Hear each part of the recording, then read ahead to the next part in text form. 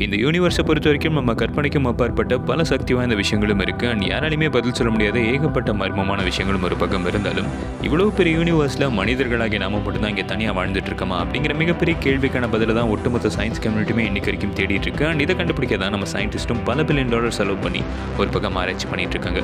But இன்னைக்கு வரைக்குமே அதுக்கான சரியான பதில் கிடைக்காத நிலைமையில 100 வருஷங்களுக்கு முன்னாடி இந்த பிரபஞ்சத்தில் மனிதர்களை தாண்டி ஒரு சக்தி வாய்ந்த விஷயம் இருக்குது அப்படின்னு சொல்லிட்டு ஒரு சயின்டிஸ்டால சொல்லப்பட்ட ஒரு கருத்து உலகத்தில் இருக்க பல பேர் அது என்னவா இருக்கும் அப்படின்னு சொல்லிட்டு யோசிக்க வச்சிருக்கு.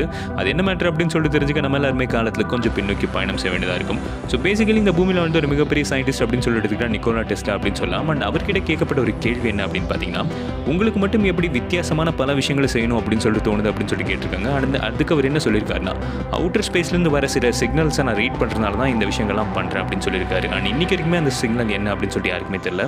ஒருவேளை அது கடவுளாக இருக்குமா இல்லை ஏலியன்ஸாக இருக்குமா அப்படின்னு சொல்லிட்டு மறக்காம லைக் பண்ணிட்டு கீழே கமெண்ட் பண்ணுங்கள்.